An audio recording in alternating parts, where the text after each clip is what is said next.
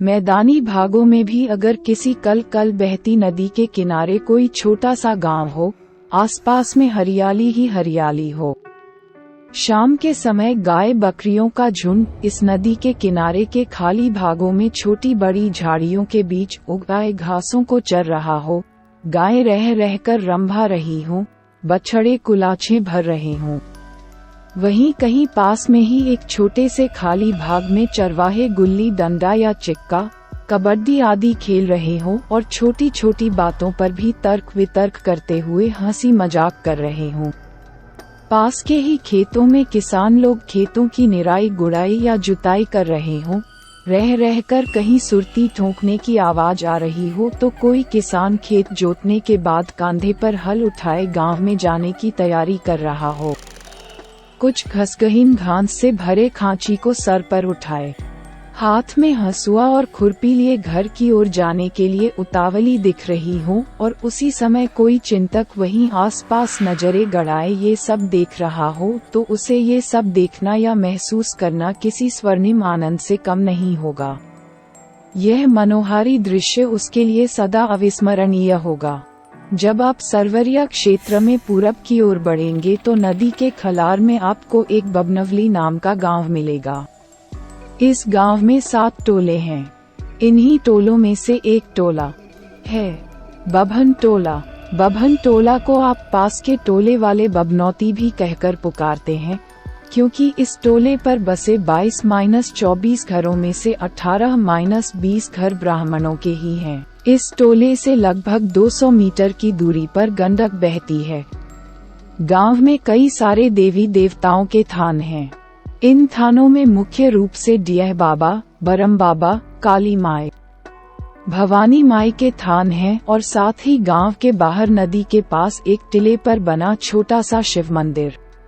अगर कभी आप किसी सुरम्य पर्वतीय क्षेत्र का दर्शन किए हों और उसकी खूबसूरती के कायल हों और उसके बाद मैदानी भाग के इस छोटे से टोले रूपी गांव में जाने को मौका मिल जाए तो हर हालत में यहाँ का सुरम्य वातावरण, गहवई सादगीपूर्ण परिवेश आपको मंत्रमुग्ध कर देगा और आपके मुख से बरबस ही निकल पड़ेगा कि इस भौतिक संसार में अगर कोई अविस्मरणीय मनोहारी स्थल है तो बस वह यही है। एक बार की बात है कि एक विदेशी पर्यटक दल घूमते घामते इस गांव के पास आ पहुंचा। उस दल को ये ग्रामीण परिवेश, प्राकृतिक सौंदर्य इतना पसंद आया कि वे लोग महीनों तक यहीं रह गए। गांव वालों ने उनकी बहुत आवभगत भी की।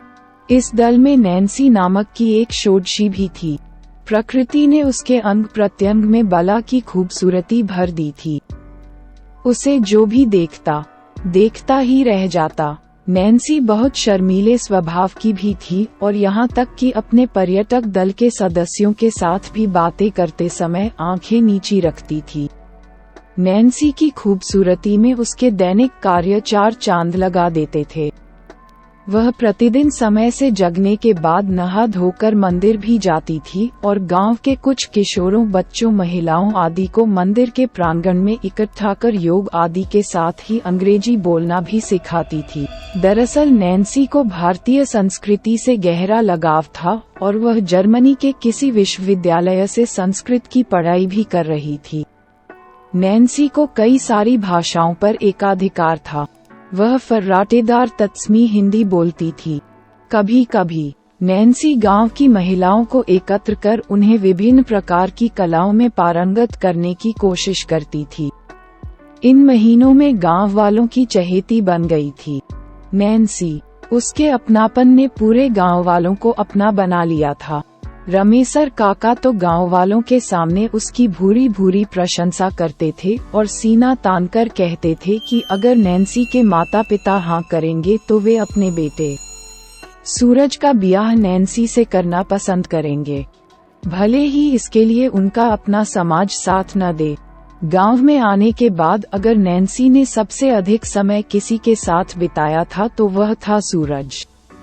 नैन्सी कभी कभी सूरज के साथ खेतों के तरफ भी निकल जाया करती और उसके साथ मेड़ पर बैठकर गन्ना खाती, बहुत सारा बतियाती और हिरनी की तरह कुलांछें भरती गांव में आ जाया करती। कभी कभी जब सूरज गाय बैलों को नहलाने के लिए नदी पर जाता तो नैन्सी भी उसके साथ जाती और मवेशियों को नहलाने में उसकी मदद करती। पुआल का लुड़ा बनाकर गायों बैलों के शरीर पर मलती, गायों बछड़ों को दुलराती और किसी गाय का पगहा पकड़े कोई विदेशी गीत गुनगुनाते सूरज के साथ लौटाती। कभी कभी किसी बात को लेकर नैन्सी और सूरज लड़ भी जाते, पर ये तकरार बहुत अधिक देर तक उन्हें एक दूसरे से दूर नहीं रख पाती। कहीं न कहीं सूरज और नैन्सी के दिल के किसी कोने में प्रेम अंगराई लेने लगा था, प्रेम की लौ जलने लगी थी, पर वे दोनों अनजान थे इससे। विधि का लिखंत कहें या प्रकृति को कोई खेल। लगभग 2-3 महीने के बाद जब वह विदेशी पर्यटक दल उस गांव से विदा लेने लगा तो नैन्सी ने अपने आप को गांव वालों के दिल के इतने करीब पाया कि वह गांव वालों की जिद के आगे नतमस्तक हो गई और अपने साथियों के साथ न जाकर कुछ दिन और गांव वालों के साथ रहने का मन बना लिया। नैन्सी ने ज्यों ही उस गांव में कुछ दिन और रुकने की बात कही, सभी ग्रामवासी प्रफुल्लित मन से मन ही मन उसकी जय जयकार करने लगे। रमेसर काका तो इतने प्रसन्न थे कि उनके आंख के आंसू बहुत चाहने के बाद भी आंखों में रहना उचित नहीं समझे और आंखें भी अब उनको विदा करना ही ठीक समझी। लोग कुछ समझ पाते इससे पहले ही रमेसर काका दौड़कर नैन्सी को बाहों में भर लिए और अपनी बेटी की विदाई करने वाले बाबुल की तरह अरे मेरी बेटी कहकर अहकने लगे। नैन्सी भी अपने आप को रोक न सकी और उनसे लिपटकर आंसू बहाने लगी।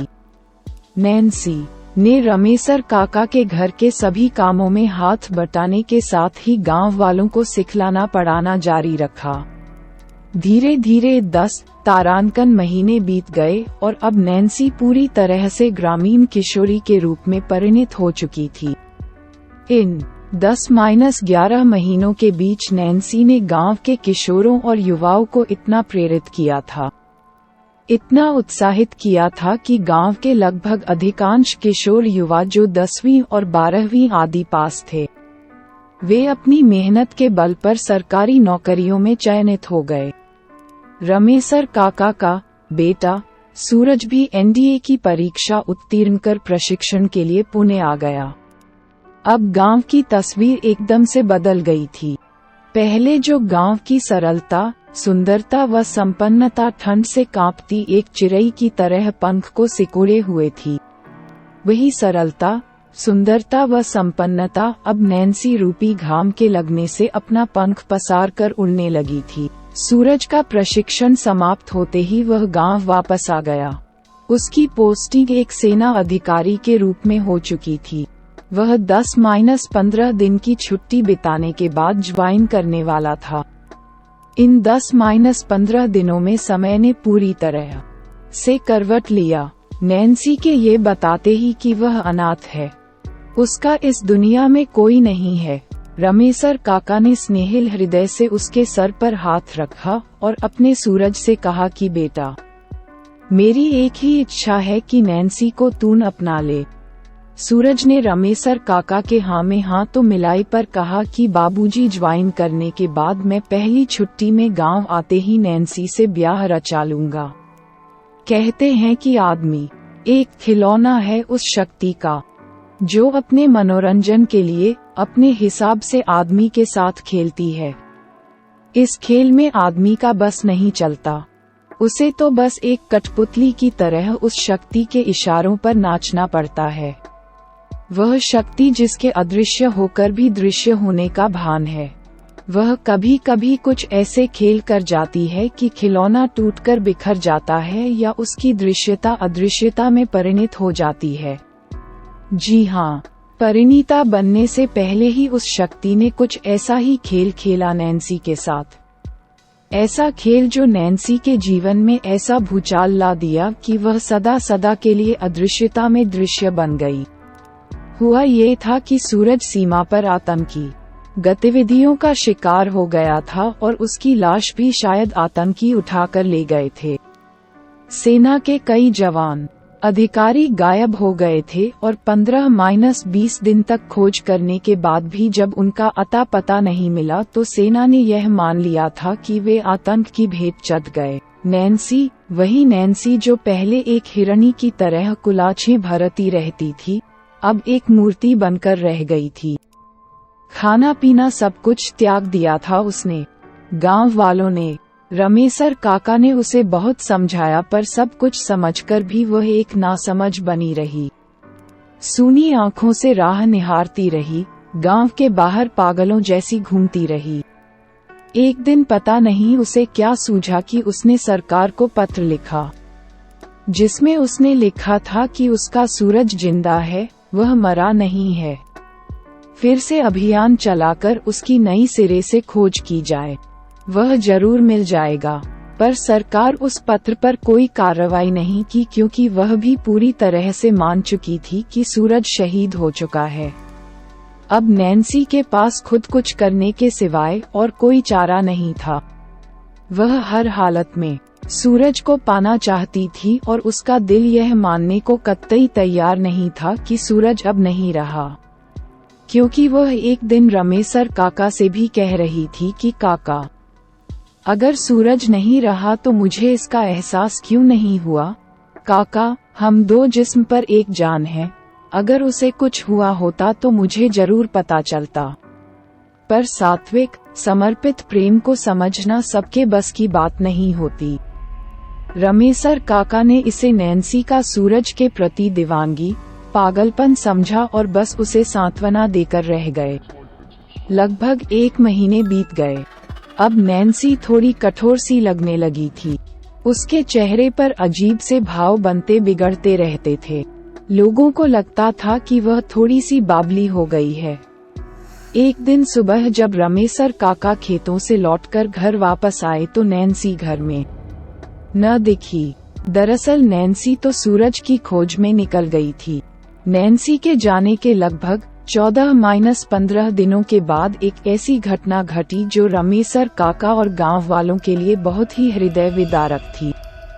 इस घटना ने पूरे गांव को स्तब्ध तो कर दिया था, पर पूरे गांव वाले क्या, जो भी इस घटना को सुनता, नैन्सी के कारनामे के आगे नतमस्तक हो जाता। दरअसल नैन्सी एक सैनिक के भेष में भारतीय सैनिकों की आंख से बचते हुए वहां पहुंच गई थी जहां से सूरज गायब हुआ था। उस जगह पर पहुंचकर नैन्सी ने गोली चलाते हुए दुश्मन सेना के खेमे में भूचाल ही नहीं लाया था, अपितु कितनों को मार गिराया था और भारतीय सेना कुछ समझ पाती इससे पहले ही दुश्मन सेना की एक गोली ने उसकी यह लीला समाप्त कर दी थी।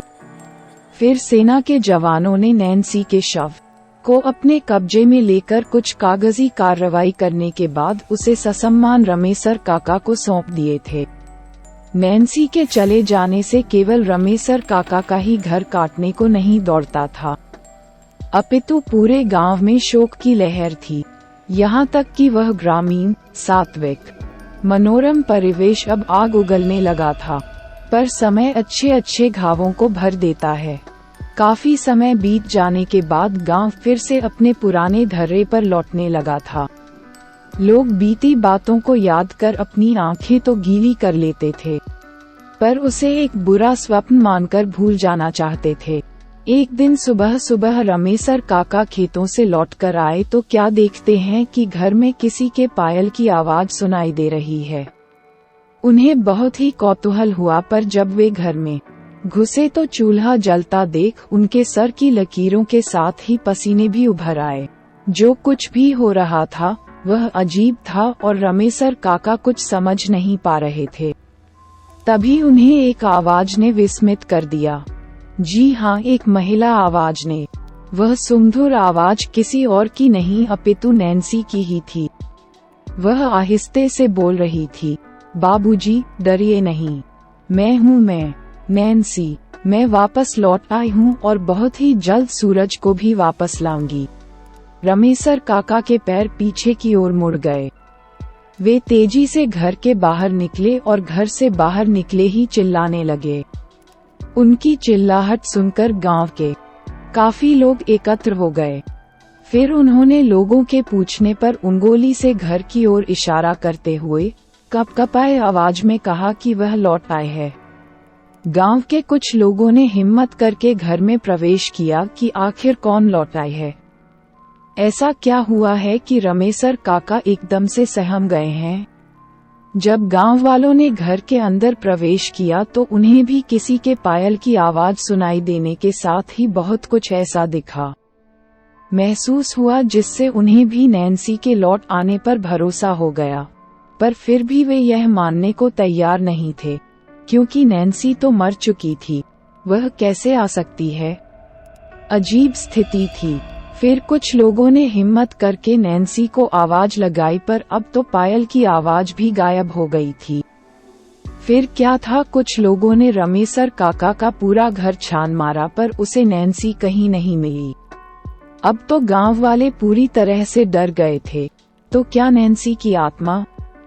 खैर, उस दिन गांव वालों ने दोपहर में मंदिर पर एकत्र होकर इस पर चर्चा करनी शुरू कर दी।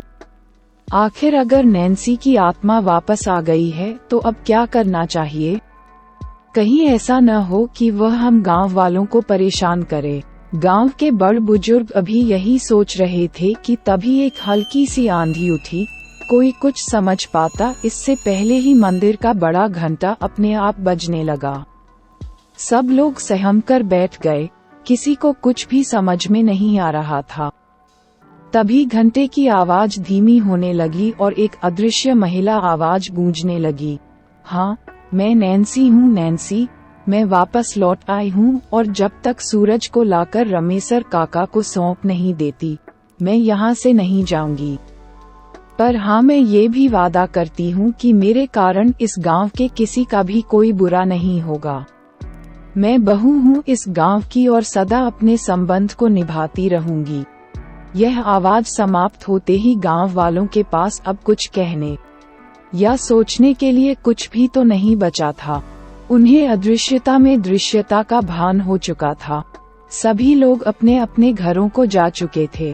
दूसरे दिन से प्रतिदिन सुबह सुबह एक अदृश्य आत्मा गांव में घूम घूम कर लोगों को सजग करती नजर आने लगी।